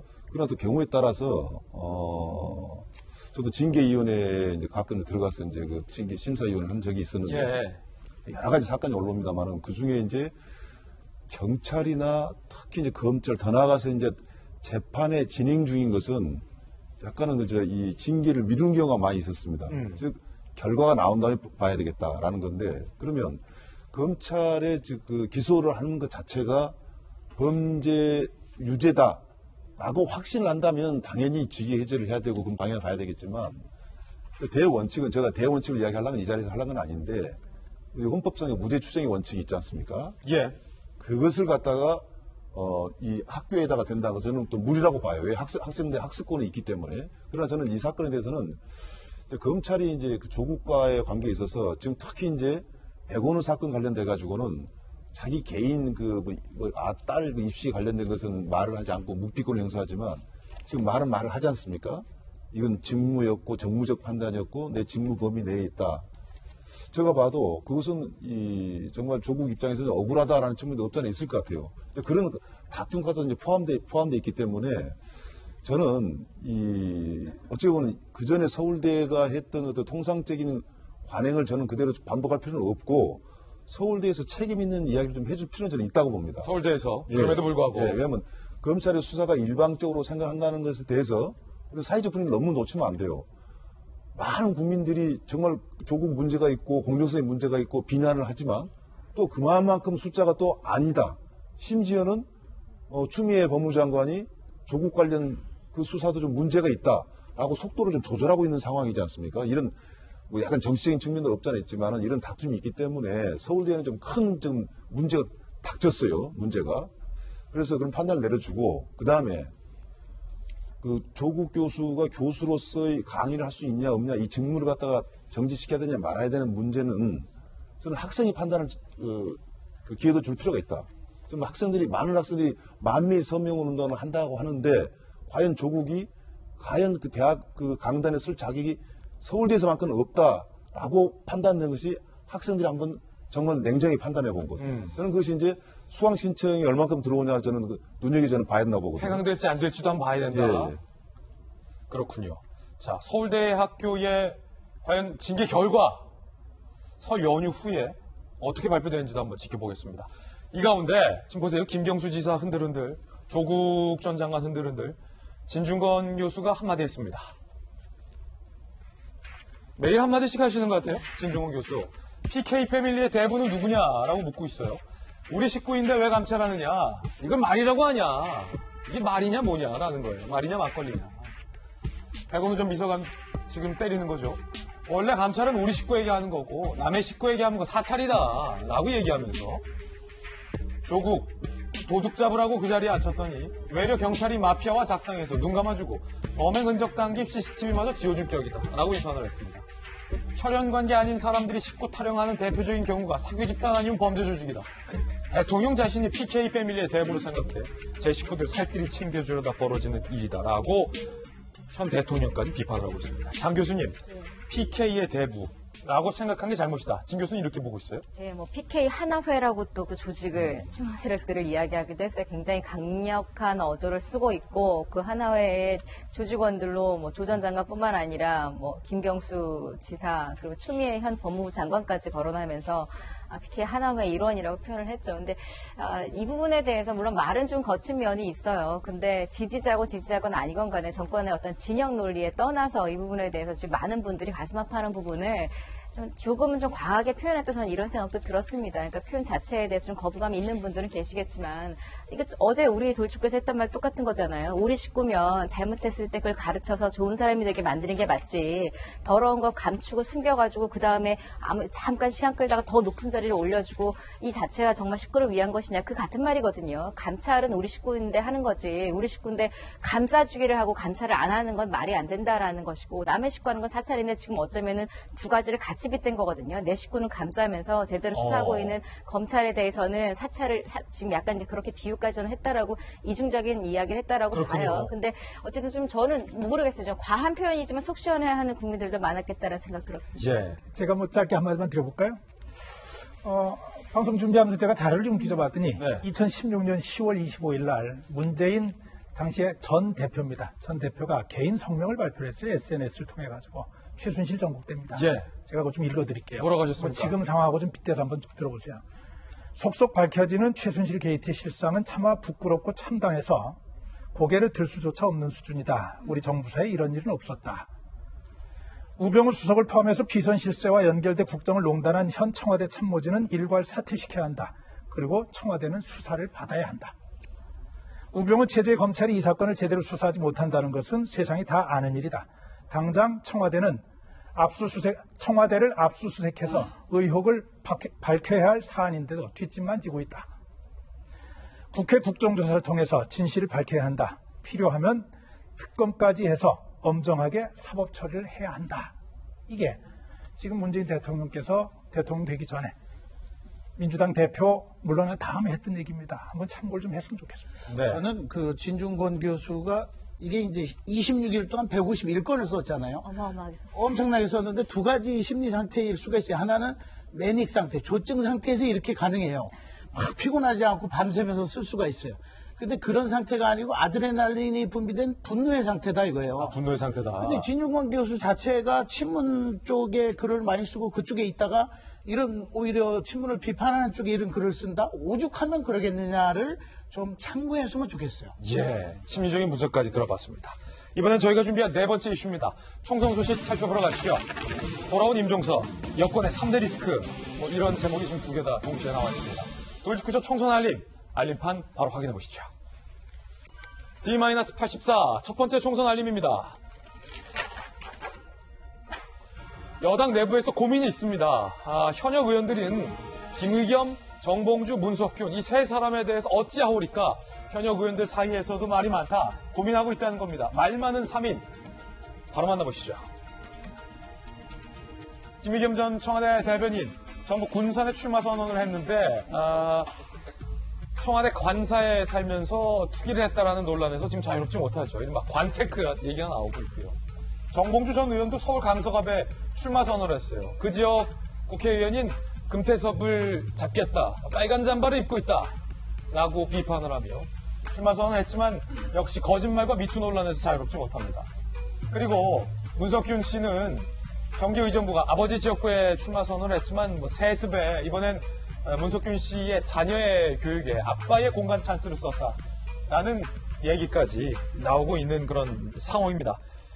그 중에서도 특히 이 김의겸 전 대변인에 대해서 후보 자격이 또 보류된 것으로 저희 채널A의 단독 취재 결과 확인이 됐습니다. 왜냐하면 김의겸 전 대변인이 대국민 약속을 한 바가 있었는데 그 약속이 제대로 지켜지지 않았다라고 여당에서는 판단을 했다는 겁니다. 일단 김 전 대변인의 발언부터 들어보시죠. 그건 제가 실행을 한 뒤에 여러분들에게 밝히겠습니다. 선거 기간 중에 제가 기부를 한다고 하면 그 기부행위 제한금지법 이런 것들도 있고 그래서 제가 가장 논란이 되지 않고 원만하게 할 수 있는 그 시기를 한번 보겠습니다. 약속은 꼭 지키겠습니다. 라고 했지만 민주당의 판단은 달랐다는 겁니다. 김의겸 후보 자격도 보류, 이유는 너무 적은 기부액 때문? 민주당에서는 1차 국회의원 후보 자격 심사를 했는데 그때 당시 김의겸 전 대변인이 기부 내역 자료를 제출하라라는 당의 요구에 대해서 제출하지 않고 일단 보류를 했다는 거예요. 그래서 민주당에서는 보류를 했습니다. 왜냐하면 자료 제출을 안 했으니까. 2차 국회의원 후보 자격 심사에서 김의겸 전 대변인이 기부한 자료를 제출했지만 저희들이 취재한 바에 따르면 그 기부액이 본인이 시세 차익으로 얻은 이른바 수익보다 너무 현저히 적다는 겁니다. 결국 당은 재보류 결정을 했다라는 겁니다. 너무 적은 기부액 얼마했길래 일단은 건물 매매 시세 차익은 8억 8천만 원입니다. 사실은 대박인 거죠. 딱 그 한 번에 부동산 매매 거래로 8억 8천만 원을 벌었다. 그 자리에서 어마어마한 거죠. 그런데 김의겸 전 대변인이 여기서 금액을 많이 제했어요. 부동산 중개료 4억 2천만 원을 빼고 금융권 이자 7천만 원을 빼고 실제 기부는 3억 8천만 원 했다라고 내버린 겁니다. 그러니까 8억 8천만 원으로 얻은 이득 중에 3억 얼마만 기부를 했다는 거죠. 민주당 관계자는요. 금융비용을 제외하고 기부했기 때문에 구제를 해줘야 한다는 의견과 아니 이거를 해주는 게 맞냐라는 의견이 대립했다라고 해서 결국 보류가 됐다라는 내용이 나오고 있는 상황입니다. 결국은 민주당 내부에서 이견이 많다라는 상황인 건데 박 변호사님 자의적으로 본인이 부동산 중개료랑 금융 이자를 빼는 게 이게 사실은 상식적으로 이치에 맞지 않거든요. 네. 아마 김의겸 전 대변인 입장에서는 억울할 수도 있을 것 같아요. 결국 본인이 취득한 이득은 없다는 겁니다. 매매 차익 8억 8천만 원 중에서 당연히 그 부동산을 마련하는 과정에서 자신이 투여하게 된 세금, 그리고 부동산 중개료, 그리고 대출받는 과정에서 늘어나게 된 이자를 제했다는 거거든요. 그래서 내가 취득한 이익을 전부 다 빼고 기부를 했는데 왜 문제가 되느냐라고 항변을 할 수도 있을 것 같은데 또 한편 민주당 입장에서는 공천 심사를 해주는 입장에서는 기부를 하겠다. 일단은 문제가 발생했고 그리고 기부를 통해서 총선을 나가겠다고 밝힌 인사에 대해서는 좀 더 엄격한 잣대를 들이밀고 또 자신에게, 즉 스스로에게 좀 더 엄격한 기준을 적용할 필요가 있다고 인식할 수 있죠. 단순히 이득을 취하려고 했다가 비난이 일어나니까 그 이득을 모두 포기했다는 걸 넘어서서 더 많은 것을 내놓아야 국민이 공감할 수 있고 그 정도 수준에 이르러야 공천을 받아들일 수 있다라고 공천심사위원회에서는 또 충분히 판단할 수 있다고 봅니다. 저는 박성규 대변인, 민주당에서 김의겸 전 대변인에 대해서 이거 받아주면 안 된다라고 목소리를 내는 민주당 현역 의원들이 지금 많다는 건데 그렇기 때문에 보류가 되고 있다는 거잖아요. 문제를 김의겸 전 대변인이 조금 잘못 인식하고 있는 게 아닌가. 그러니까 무슨 말이냐면 기부를 3억을 하든 8억을 하든 아니면 본인이 버는 어른과의 10배, 80억을 기부하든 이게 문제가 아니라 본인이 공직자로서 청와대 대변인으로서 관사에 온 식구 들어와 살면서 그 청와대 문재인 대통령께서 장관께서 그렇게 하지 말라고 했었던 부동산 투기를 했다는 것, 이게 지금 국민들이 보고 있는 문제인데 지금 제대로 된 문제인식을 못하고 있는 게 아닌가라는 생각이 들어요. 제가 할 얘기를 김진 앵커가 다 해주셨어요. 그렇죠. 본질은 기부하냐 아니냐가 아니죠. 기부 얘기 적고 많고 하는 건 부차적인 문제예요. 문제는 저분이 왜 물러나셨죠? 청와대 대변인에서 자발적으로 나오셨나요? 아닙니다. 정부가 가장 강하게 추진하고 있는 정책, 부동산만은 잡겠다. 부동산 투기를 통해서 돈 버는 일은 없도록 하겠다고 대통령이 그토록 강조하시는데 대통령이 바로 그림자라고 하는 대변인이 그 대통령의 정책 시행 방향에 대해서 국민 앞에서 한 약속에 대해서 그야말로 말도 안 되게 짓밟아 버린 거거든요. 그건 공직자의 자질에 관한 문제죠. 기부에 관한 문제가 아닙니다. 그리고 본질을 봐야 되는데 그런 면에서 저는 민주당에서 기부액을 가지고 판단한다고 하는 것은 잘못됐다고 하는 말씀 하나 드리고 문재인 대통령 저도 청와대에 있었기 때문에 주변 참모진을 보면서 안타까움이 있습니다. 참모진들이 해야 하는 일은 누가 뭐래도 대통령을 빛나게 하는 일입니다. 보조하는 일이에요. 대통령에게 누가 된다 그러면은 그 그림자라도 취해서는 안 되는 게 참모 역할이거든요. 적어도 참모로 생활하는 동안에 그거 못했다 그러면은 벗고 나와야죠. 그런데 이번에 보니까는 참모 복이 참 없으신 것 같아요. 청와대에 경력 쌓고 나와서 출마하겠다는 사람이 70명이 넘는다는 것 아닙니까? 저는 그건 아니라고 생각하죠. 예. 그런가 하면 임종석 전 실장도 복귀를 했습니다. 직접 들어보시죠. 김정은 위원장은 그 속을 다 알 수는 없지만 솔직하고 대담한 리더였습니다. 미래 세대를 위해 평화를 넘겨줘야 합니다. 문재인 정부의 평화 프로세스와 민주당의 평화 정책에 힘을 실어주시기를 간곡히 부탁 말씀드립니다. 박상철 교수님, 지금 임종석 시장 정계 은퇴한다고 했거든요. 그런데 어제 이제 민주당이 어떤 정강 정책을 발표하는 어떻게 보면 방송의 어떤 간판으로 지금 복귀를 한 거예요. 이번 총선 나온다는 얘기도 나오고 있고. 글쎄요, 저는 참 저게 그렇게 좀 바람직하게 보이진 않아요. 그래요? 임종석 전 실장이 자기가 본인이 한 그 말에 무게도 있고 또 역할을 하는 게 한반도 평화라는 문제가 국회의원 하나 자리하고 바꿀 자리는 아니거든요. 상당히 진지하게 할 일이 많은 것이고 물론 이제 당에서 임종석이라는 상품성 때문에 필요하다라는 것은 저는 뭐 이해한 건 아니지만 네. 이제 더불어민주당이 집권당입니다. 정말 조심할 게 뭐냐면 우리나라 총선에서는요 한 50% 가깝게 새로운 사람으로 바뀌거든요. 그것은 뭘 뜻하냐면 국민들은 뭔가 변화를 원한다는 거죠. 변화를 원한다. 변화를 주기 위해서 뭐 야당에서는 합당을 한다고 간판을 바꾸는 거. 저 정도 변화 줄 수 있을까? 그러면 더불어민주당도 할 것은 뭐냐면 바로 공천입니다. 어떤 사람 공천했느냐. 그래서 지지자층만 좋은 게 아니라 많은 국민들이 좋은 사람을 공천을 하기 위해서 인재 영입을 해줘야 되는 거거든요. 그게 지금 이제 더불어민주당이 할 지도부의 역할인데 만약에 변화를 파기적으로 못 주면 어떤 상황이 가버리면 거꾸로 야당이 원하는 대로 가버려요. 즉 중간 평가를 받아버려요. 아 옛날 사람 썼어? 우리가 평가해 줄게. 변화로 안 간다는 겁니다. 그래서 저는 임종석 실장이 정치를 하고 싶은 마음이 뭐 보통 사람들은 뭐 죽을 때까지 하고 싶은 게 정치란 말도 저는 들었습니다만 본인이 그 마음이 없지 않아 있겠죠. 그 기회는 언제나 올 수도 있고 이왕 마음 먹었다면 더불어민주당이 보다 더 과감하게 변화의 길목으로 가야 된다라는 말을 해준 것이 더 좋지 않을까 뭐 이런 생각을 합니다. 그렇군요. 두 번째 총선 알림도 살펴보겠습니다. 이번에는 야당 소식입니다. 황교안의 맥주, 유승민의 치킨, 합치면 치맥이죠. 궁합이 잘 맞는데 과연 치맥이 이루어질 수 있을지 함께 보시죠. 두 사람이 직접 이제 담판하기로 했어요. 지금까지는 대리인들이 통합을 하니 많이, 강을 건너느니 많이, 내 지분을 챙기느니 많이 뭐 이런 얘기로 했었는데 이제는 황교안, 유승민, 황교안 지금 어떻게 보면 당의 대표급들이 직접 나서서 얘기하겠다는 겁니다. 먼저 황교안 대표가 유승민 의원과 맥주 회동을 원한다 하니까 유승민 의원 측의 하태경 의원이 황교안 대표가 설전 회동에서 맥주를 산다면 우리는 치킨을 사겠다. 맥주 사면 보통은 뭐 소세지를 산다거나 감자튀김을 산다거나 그럴 수도 있는데 지금 소세지 말고 치킨 사겠다고 했거든요. 뭔가 치맥의 조합을 염두에 뒀다는 거예요. 내일 이르면 황교안, 유승민 두 사람이 회동한다는 거예요. 그래서 이 두 사람이 설 후에 통합 신당, 그 새로운 신당을 창당할 것에 대한 얘기를 하겠다.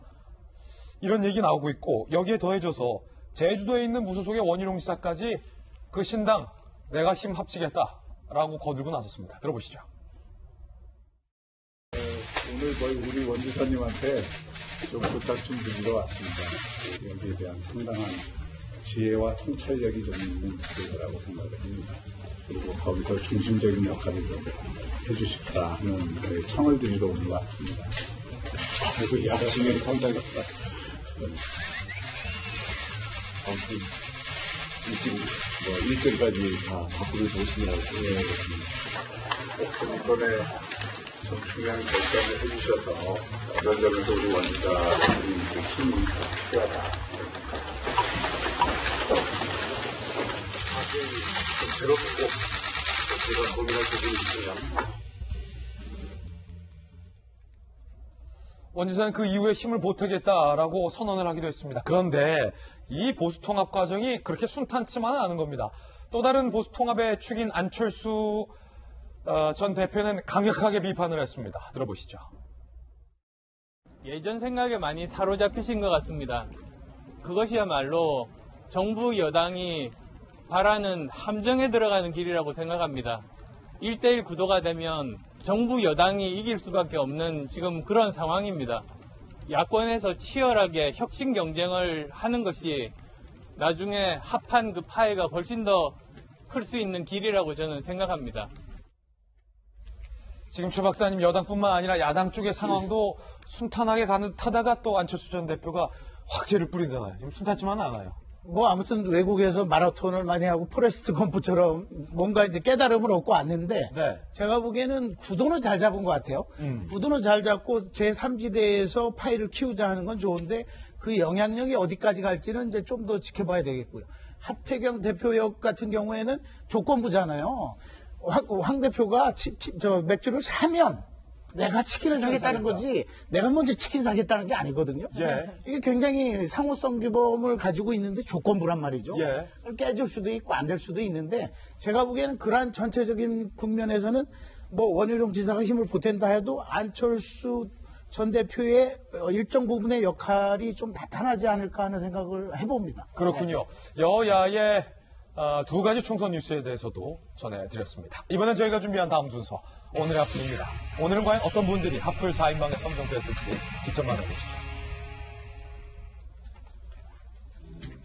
문재인 대통령과 북한의 김정은 그리고 이국종 교수의 사진도 나와 있습니다. 그리고 세 번째는 이 무섭습니다. 폐렴 그리고 네 번째는 성산대교에서 있었던 사건 하나하나씩 전해드리죠. 우리 정부가 북한 개별 관광을 추진하겠다고 밝힌 데 이어 2032년 남북 공동올림픽 유치를 공식화했습니다. 어제 문재인 대통령이 주재한 국무회의에서 남북 공동올림픽 개최 추진을 의결했는데 하지만 북한은 여전히 무반응으로 일관하고 있기 때문에 공동 개최가 현실화될지는 불투명. 또한 이러한 남북 협력 사업이 대북 제재 저촉 가능성이 있어서 한미 간의 불협 화음으로 이어질 수 있다는 우려도 나오고 있습니다.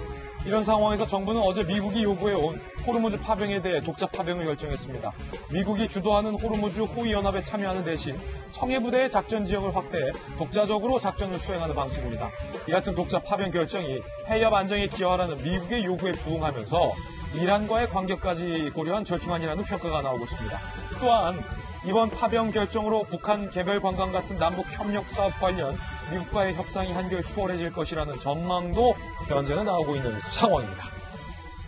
일단은 두 분께 간략하게 여쭙지 않을 수가 없는데 지금 대통령까지 앞장서고 있습니다. 북한의 개별 관광을 허용하겠다.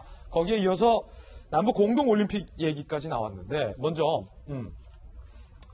북한학 주임 교수님 출신이시잖아요.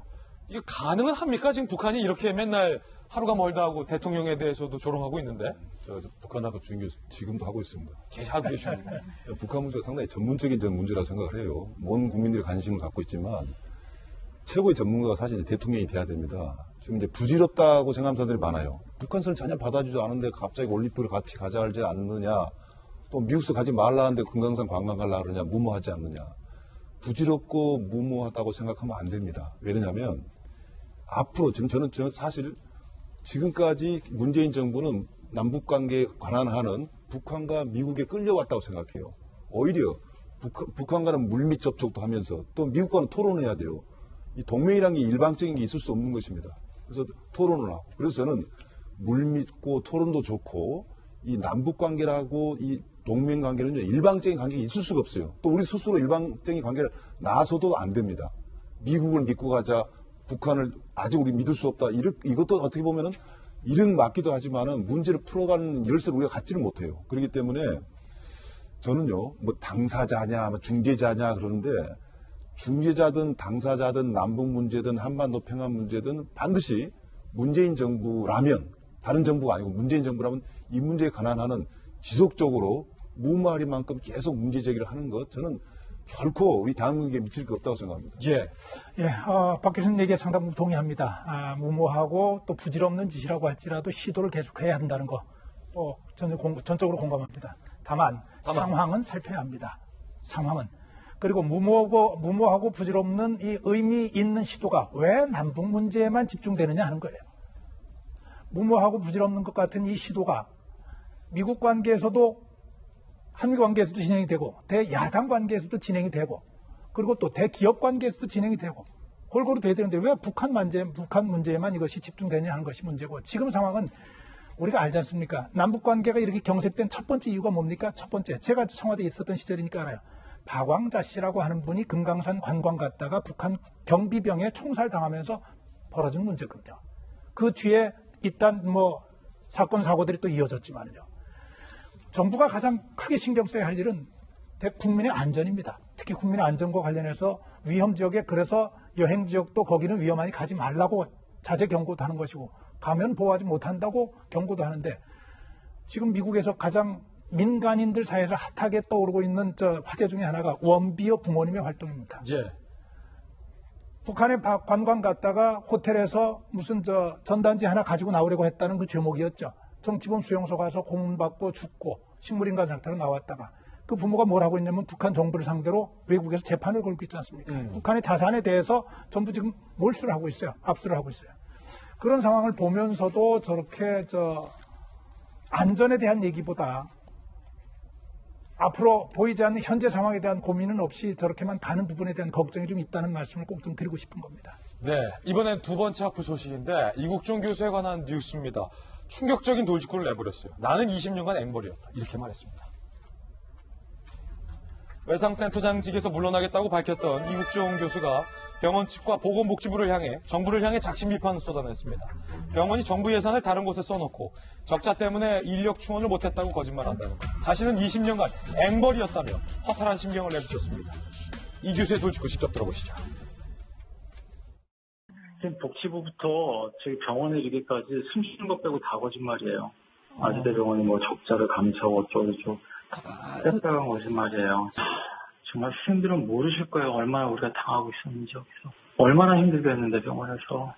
저 죽어도 이거 안 할 거예요. 한국에서 다시는. 전 그냥 이거 보직 내려놓고 일반 교수 하면 돼요. 의과대학에서. 학생들 가르치고 그런 거 하면 돼요. 이번 생은 망했어요. 완전히.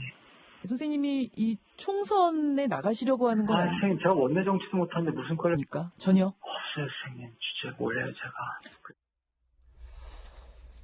이게 제가 걱정인 게 이국종 교수를 저도 사석에서 여러 차례 만나 뵙고 의견도 많이 들었습니다만 제가 여태까지 봤던 이국종 교수의 목소리 중에서 가장 힘이 없는 목소리라 걱정돼요. 정부 지원 예상 사용을 비판한 자신의 힘을 실어주어 병원 전공을 하던 정부가 병원 측과 몰래 연락하며 원만한 해결을 유도했다며 정부, 복지부야말로 아주대병원의 뒷배와 다름없다라고도 비판했습니다. 특히 병원 측이 자신을 얼굴 마담으로 내세우면서 갈등이 시작됐다면서 모든 것이 새빨간 거짓말이면서 다시는 죽어도 아주대에서 헬기를 타는 일은 없을 것이라고 밝혔습니다. 막 이렇게 자기의 어떤 이득을 위해서 말을 만들어내는 이런 스타일의 분은 절대 아니라는 거는 그냥 누가 봐도 그러니까 전문가가 아니어도 신문 전문가 아니어도 알 만큼 이국종 교수의 캐릭터는 이제 많은 분들에게 노출이 되어 있어요. 근데 저도 지금 목소리를 들으면서 단지 기운이 없다가 아니라 정말 이렇게 많은 분들이 우울증까지 걱정을 할 정도로 너무 많은 스트레스를 지금 받고 계시잖아요. 지금 이번 생은 망했다라는 표현까지 본인 입으로 다 내려놓은 것 같은 지금 좀 정말 그런 느낌이 저도 왔거든요. 그래서 사실은 좀 전에 진행자가 뭐 총선 출마 이런 그런 질문을 지금 할 상태도 아닌 듯한. 그러니까 아니 저도 뭐 타사 저 직원에 대해서는 언급을 안 하는데 지금 저렇게 기운 빠진 목소리를 향해서 이른바 음모론을 제기하는 거잖아요. 아니 지금 이런 문제 제기 혹시 뭐 다른 특정 지역에서 정치 제의 받고 이런 거야. 맞아요. 그런 질문 합니다. 만약에 정치하게 되실 수도 있는데 그럴 때도 그것 봐 그럴 줄 알았으면 이럴까봐 더 속상해요. 지금 문제는 우리가 몰랐다는 사실이 너무 많이 지금 이국종 교수의 발언으로 드러나고 있다라는 건데 조금 전에 그런 표현까지 썼잖아요. 보건복지부하고 아주대병원 측은 한편이다. 보건복지부가 오히려 뒷배다라는 표현들까지 썼어요. 본인이 만 국민이 다 보고 정치인들이 다 보는 사이에서 정부 예산이 허투루 쓰이고 있다는 이야기를 했음에도 불구하고 보건복지부에서 그럼 감사 나온다고 해서 봐놓고서는 그냥 원만히 해결해라. 사실 그 정부 지원은 다 국민 세금이잖아요. 그게 들어갔으면 제대로 쓰였는지 안 쓰였는지 외상센터에서 외상 환자들을 위해 쓰였는지 인력 충원은 제대로 됐는지 무언가 개선이 됐는지를 지켜보고 감시하는 게 당연한 건데 그 부분에 대해 소홀히 해놓고 나서는 병원과 이국종 교수가 원만히 해결해라. 개인들의 감정 싸움인 것 같다라고 무책임한 발언을 한 보건복지부도 반성을 해야 돼요. 그리고 박능호 보건복지부 장관을 콕 집어서 너희들끼리 뒤에서 나 혼자 바보 만들었다 이런 표현까지 썼거든요. 그래서 저는 이분이 그렇게 과격한 표현을 쓴 것도 아니에요. 저렇게 힘 빠진 소리로 하는데 단어 하나하나가 굉장히 이국종 교수의 혼자 고군분투하는 모습을 지지했던 국민들로서는 칼같이 느껴지는 지금 그런 표현들을 많이 쓰셨거든요. 그래서 이거는 이국종 교수 개인에 대한 어떤 이런 감정을 떠나서 국민들 세금이 잘못 쓰였다면 그것도 좋은 일에 쓰라고 준 게 잘못 쓰였다면 그리고 정말 누군가의 뒷배를 채우는데 이용됐다라면 이 부분 정확하게 나서서 해명을 하는 게 맞지. 정부 세금 우리 국민 세금으로 정부가 돈 주고 나서는 그 다음에 돈 쓴 니네들끼리 해결해라고 하는 것 자체가 말도 안 되고요. 이국종 교수가 지금 헬기 문제도 다시는 안 타겠다라는 그거는 지금 지쳐서 그냥 하신 말이라고 저는 믿고 싶습니다. 얼른 기운낼 만한 일들 생겨서 다시 헬기도 타시고 외상센터 환자들을 위해서 좀 애써주시기를 좀 이렇게 부탁드려 죄송할 정도인데요. 그렇게 좀 잘 해결이 됐으면 하는 바람입니다. 세 번째, 네 번째 하풀 소식도 연달아서 전해드리겠습니다. 중국에서 신종 코로나 바이러스에 감염된 이른바 우한 폐렴 환자가 급속도로 증가하고 있습니다. 발병지인 우한을 중심으로 지금까지 확진자가 300명을 넘어섰고 사망자 또한 총 6명, 심지어 바다 건너 미국에서도 첫 감염자가 나온 것으로 알려지며 심상치 않은 조짐을 보이고 있습니다. 우한 폐렴은 사람 간 전염이 가능한 것으로 확인됐지만 전문가들은 정확한 전파력을 알 수 없다고 공통적으로 지적했습니다. 우리나라도 우한 폐렴 경고등이 켜지기는 마찬가지. 확진자가 국내에서도 처음 발생하며 입국 관문인 국내 공항들은 검역 비상에 걸렸습니다. 다가오는 설 연휴 기간이 최대 고비예요. 춘절 연휴를 맞아 우리나라를 찾는 중국인 관광객만 약 10만여 명에 달할 것으로 예상돼 공항 측은 방역 체계를 한층 강화한다는 입장입니다. 우한 폐렴을 앓고 기적적으로 완치된 한 중국인 남성에 따르면 처음엔 감기인 줄 알았다가 열이 40도가량 오르면서 목이 찢어지는 고통과 함께 움직일 수 없을 만큼 아프다고 하는데 아직 우한 폐렴의 바이러스 치료제가 개발되지 않은 만큼 예방이 최선. 질병관리본부의 적극적인 대응과 국민 개개인 역시 위생관리 등에 철저해야 할 것 같습니다. 어제 낮 성산대교를 지나던 SUV 차량 한 대가 난간을 뚫고 강 아래로 추락하는 사고가 발생했습니다. 차량 운전자는 15분 만에 구조돼 병원으로 옮겨졌지만 결국 숨을 거두고 말았습니다. 사고 당시 성산대교는 다리 보강 공사가 진행 중이었고 차량이 추락한 지점에는 인도와 차도를 구분해주는 가드레일이 제거된 상태. 이 차량은 대교 3차로 주행 중 갑자기 한강 쪽으로 방향을 틀어 난간을 들이받고 추락한 것으로 알려졌는데 경찰 측은 운전자의 음주 여부는 아직 확인되지 않았다며 사고 현장 주변 CCTV와 블랙박스 영상 등을 확보해 왜 차량이 갑자기 방향을 바꿨는지를 조사할 방침입니다. 경찰 관계자의 발언 들어보시죠. 앞차가 갑자기 정지했다든지 옆에 차가 끼어들었다든지 아니면 뭐 졸음운전하다가 뭐 놀라서 그랬을 수도 있는 거고 이게 차가 진짜 이상이 있어서 그렇습니다. 문제는 사고 발생 지점이 평소 통행하는 운전자들로부터 위험하다는 지적이 자주 나왔던 곳이라는 겁니다. 사고 소식을 접한 누리꾼들은 중앙 가드레일이 없고 공사로 도로가 기울어져 있다며 불안감을 감추지 못했습니다. 특히 저 성산대교 지나시는 분들이 상당히 많은데 저희 집 근처거든요. 각별히 좀 조심하셔야 될 것 같습니다. 조심 또 조심. 저희는 60초 광고 후에 다시 돌아오겠습니다. 잠시 후에 뵙죠. 네, 사실은 뭐 이국종 교수님 소식이 사실은 제일 걱정되거든요. 빨리 좀 기운을 차렸으면 좋겠고, 사실은 또 앞서 그 진행자와 관련된 부분에서도 또 한편으로는 그런 생각도 들어요. 그런 마음, 안타까운 마음이 있지만 또 물어봐야 하는 게 또 같은 진행자의 고충이다라는 것도 또 우리 여러분들께서 많이 알아주셨으면 좋겠습니다. 하여튼 중요한 건 이국종 교수를 대체할 수 있는 사람이 없다면 이국종 교수가 번아웃되지 않게 이런 갈등 해결하는 게 정부의 역할이라는 것 다시 한번 강조를 드리겠습니다. 오늘 저희가 준비한 소식들 모두 다 전해드렸고요. 저희 독립한 김진의 돌직구쇼 유튜브 별도 채널에도 많은 관심 부탁드립니다. 저희들은 내일 아침 9시 15분에 다시 풍성한 내용 들고 인사드리겠습니다. 오늘 하루는 분명 어제보다 나을 겁니다. 좋은 하루 되십시오. 고맙습니다.